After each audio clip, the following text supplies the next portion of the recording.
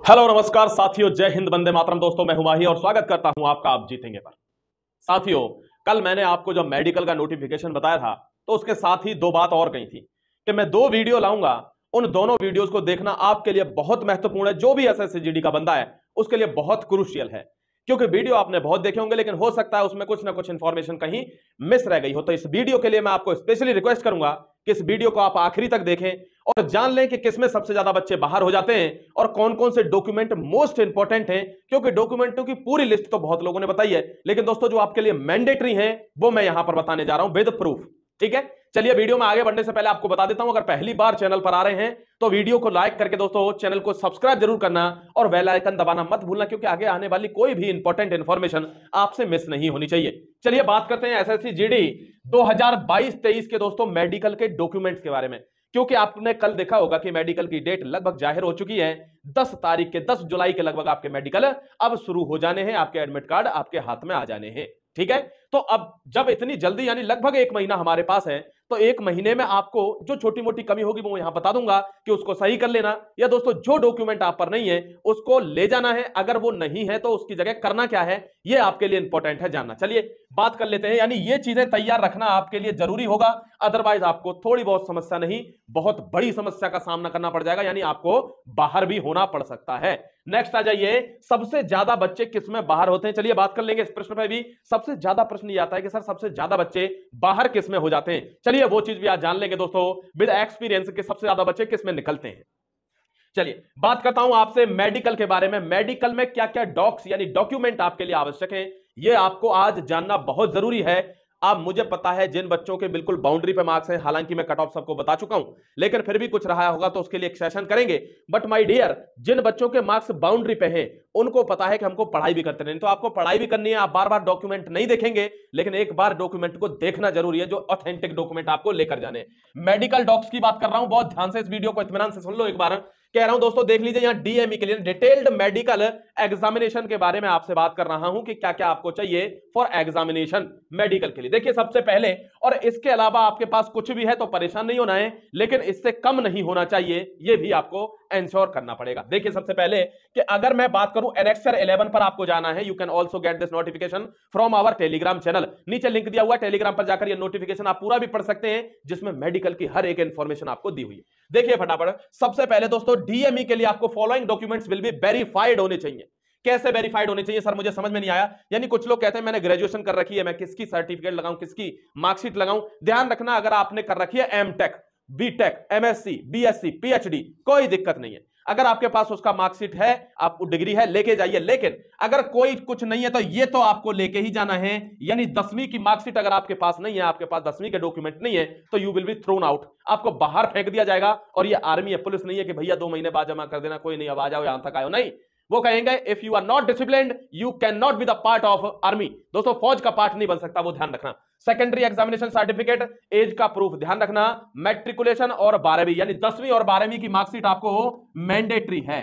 ठीक है, 10वीं की मार्कशीट, क्योंकि 10वीं की मार्कशीट क्या होती है, आपका प्रूफ होती है कि आपकी जन्म तिथि क्या है, आपके माता पिता कौन है। ठीक है, चलिए एजुकेशनल सर्टिफिकेट, बाकी कोई है आपके पास कुछ भी ले जाइए, कोई भी डिग्री का ले जाइए, कुछ भी ले जाइए, एक्स्ट्रा सब चलेगा, इनसे कम नहीं होना चाहिए। मैट्रिकुलेशन और सेकेंडरी यानी 10th 12th की आपके 10th की मार्कशीट तो आपको होनी चाहिए। नेक्स्ट आ जाइए दूसरे नंबर का domicile certificate, permanent resident certificate यानी पीआरसी कहीं बोलते हैं, issued by the competent authority. कह रहे सर मेरे को पता नहीं चलता कॉम्पिटेंट अथॉरिटी क्या। कॉम्पिटेंट अथॉरिटी यह है कि अगर दोस्तों कोई आपको पढ़ा रहा है तो वो कॉम्पिटेंट है कि नहीं, यानी अगर आपको मैं एचसीएफ एलसीएम समझा रहा हूं तो मुझे एचसीएफ एलसीएम आने हैं कि नहीं ढंग से, अगर मुझे आते हैं तभी तो आपको समझा पाऊंगा। कॉम्पिटेंट अथॉरिटी का मतलब यही है कि कोई व्यक्ति अगर किसी सर्टिफिकेट को इश्यू कर रहा है तो क्या उसकी इतनी हैसियत है कि वो उस सर्टिफिकेट को इश्यू कर सके। जैसे आपने देखा होगा, आप किसी बीडीओ से, ब्लॉक ऑफिसर से, स्टेट से, सेंटर से, डीएम से, किसी से भी आप कोई सर्टिफिकेट बनवाते हैं तो वो उसका कॉम्पिटेंट अथॉरिटी होता है, यानी गेजेटेड ऑफिसर होता है, मोहर लगती है, तो इसका मतलब वो कॉम्पिटेंट अथॉरिटी है। अगर कोई यूं ही दोस्तों, डॉक्टर तो बहुत है लेकिन डॉक्टर ने क्या किया, मान लो प्राइवेट कॉलेज से एमबीबीएस कर लिया, तो दोस्तों वो कॉम्पिटेंट अथॉरिटी में नहीं आएगा, क्योंकि वो सरकारी नहीं है, ध्यान रखना। ठीक है, उससे आप गेजेटेड करवाएंगे तो छोटे मोटे डॉक्यूमेंट आप अटेस्ट करवा सकते हैं, अदरवाइज नहीं करवा सकते। तो यहां ध्यान रखना कॉम्पिटेंट अथॉरिटी का डोमिसाइल होना चाहिए, यानी जहां आप रह रहे हैं तो उस पर बीडीओ से, कचहरी से, रजिस्ट्रार से, डीएम से, इन लोगों से ही, ब्लॉक ऑफिसर से, इन लोगों से ही आपको वो अटेस्ट करवाना पड़ेगा, मोहर लगवानी पड़ेगी कि हम यहां के निवासी हैं।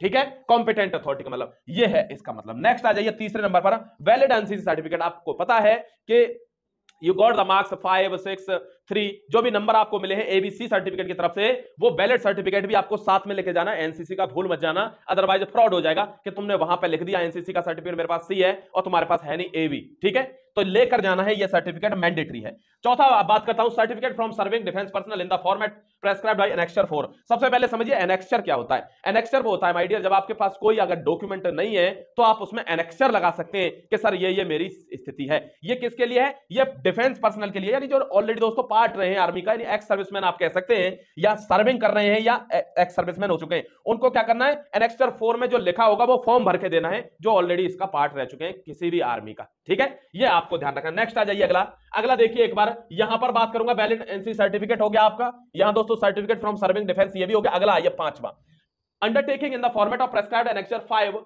From ex serviceman candidate. देखो ये अंडरटेकिंग, जैसे आपने देखा होगा दिल्ली पुलिस का फॉर्म भरते हैं वहां पर एनओसी देना होता है कि लोगों को, उन लोगों को देना होता है जो ऑलरेडी बार्ड सर्टिफिकेट भरना होता है, बार्ड सर्टिफिकेट लाना होता है कि हम फलानी यूनिट में, फलानी विंग में काम कर रहे थे।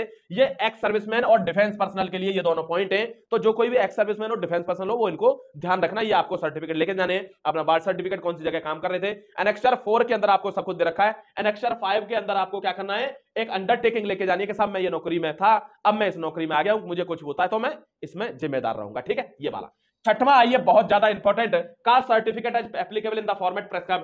कास्ट सर्टिफिकेट देखिए annexure 6, annexure 7, annexure 8 of the notice from the candidate seeking reservation age relaxation.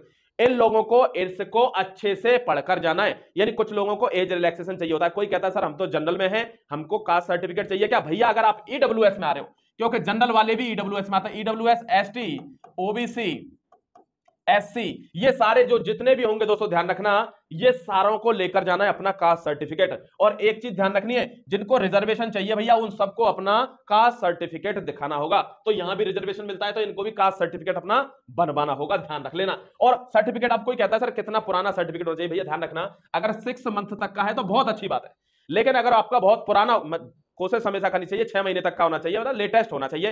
उनको ऐसा लगता है कि भाई ठीक है ये पूरे क्राइटेरिया फॉलो करा, लेकिन किसी के पास पुराना है तो वो क्या करे, तो भाई वो लेके जाए, नया भी पुराना। ऐसा ना समझे मेरे पास तो पुराना, मेरी कहानी खत्म हो गई, नहीं, किस्मत को पलटने में 1 सेकंड लगता है। आपको लेकर जाना है पुराना सर्टिफिकेट, ध्यान रखना 2 साल तक का भी सर्टिफिकेट है, लेके जाना। ठीक है, नेक्स्ट आइए फटाफट, certificate from district collector, district magistrate in respect of. देखो दोस्तों एक चीज ध्यान रखना, बहुत से बच्चों का नीचे प्रश्न आया कि सर मुझे ये बताइए मेरे पास सेंटर का सर्टिफिकेट चाहिए या स्टेट का सर्टिफिकेट चाहिए। ध्यान रखिएगा अलग अलग स्टेटों से सब जगह से बच्चे आ रहे हैं, लेकिन जॉब किसकी है? जॉब सेंटर के। तो भैया सारे लोग देखो, यहां देखो क्या लिखा हुआ है, certificate from the district collector, district magistrate. अब कोई भारत का एक अकेला डिस्ट्रिक्ट मजिस्ट्रेट, डिस्ट्रिक्ट कलेक्टर है क्या? नहीं। ध्यान रखना दोस्तों, स्टेट के केस में ही वो थोड़ा पुराना सर्टिफिकेट भी आपका चल जाता है, क्योंकि जानते हैं सेंटर में इतनी जल्दी नहीं बनता है। उन बच्चों को खासकर ध्यान रखना है, एससी एसटी कैटेगरी मान लो, कि जिनके नीचे लिखा होगा कि यह वैलिड है बहुत टाइम के लिए, मतलब इसकी कोई वैलिडिटी नहीं है, तो उनके लिए तो सोने पर सुहागा है। कुछ सर्टिफिकेट के नीचे लिखा होता है ये 6 महीने के लिए, 1 साल के, 2 साल के लिए वैलिड है, तो ध्यान रखना ओबीसी का 3 साल के लिए। इस तरीके के स्टूडेंट्स कोशिश करेंगे कि अपना लेटेस्ट भी बनवाएं साथ में पुराने वाले के। ठीक है, कोशिश करना भैया, बन जाए तो बेस्ट है, नहीं तो फिर कोई और ऑप्शन तो बचता ही नहीं है।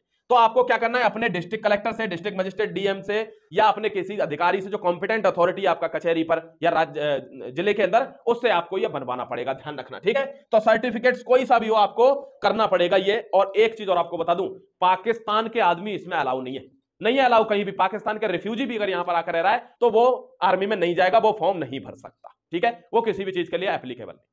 ठीक है भैया, तो ये पूरी मेडिकल की जानकारी थी। मैं कोशिश करता हूं, मैं समझता हूं कि जो इंफॉर्मेशन मेरे को देनी थी। अब इसके अलावा आपके पास कुछ भी है, कैसे? जैसे आपको आधार कार्ड लेके जाना है, इनमें अपना दिमाग चला लेना थोड़ा, अगर भगवान ने बुद्धि दी है कि ये तो जरूरी है। फोटो लेके जाने, कम से कम 20 लेके जाना। ठीक है, 20 ले जाना, 8 बताते 10 बताते, क्या जरूरत पड़ रही है, वापस आ जाएंगे ना। 20 फोटो लेके जाओ। आधार कार्ड है दोस्तों, ध्यान रखना। कोई बच्चा कहता है सर लाइसेंस नहीं है मेरे पास, मैं कैसे जाऊं? लाइसेंस मांगा है क्या? मैंने बताया क्या लाइसेंस यहां पे? नहीं, लेकिन बनवा लीजिए, क्योंकि दिल्ली पुलिस में लाइसेंस मैंडेटरी होता है, घुसने नहीं देगा अगर लाइसेंस नहीं हुआ तो। तो हर चीज को बनाकर रखिए, अपनी ईमेल आईडी को वेरीफाई रखिए अपने मोबाइल नंबर के साथ। आगे आने वाली किसी भी इंफॉर्मेशन को इसी तरह इंपॉर्टेंट तरीके से आपको तुरंत जानकारी मिल जाए, उसके लिए चैनल को सब्सक्राइब करना बहुत जरूरी है। अपना ख्याल रखिए, खुश रहिए। मेडिकल आने वाला है 1 महीने के अंदर, ज्यादा किसी से 3-5 मत करना। कहीं चौड़ के घूम रहे हो, मैं पंडित हूं, मैं ठाकुर, मैं फलाना, मैं चीर दूंगा, ये कर दूंगा, ध्यान रखना। अगर थोड़ा सा भी कुछ दिक्कत हो गई तो फिर बैठे लेना कटोरा लेके हाथ में, नहीं लास्ट मोमेंट पर कुछ मत करना। कोई थप्पड़ भी मार के चला जाए क्या, कोई बात नहीं भाई, तेरे को देखूंगा, मेरा भी टाइम आएगा, आई विल सी यू, ऐसे करके छोड़ देना उसको।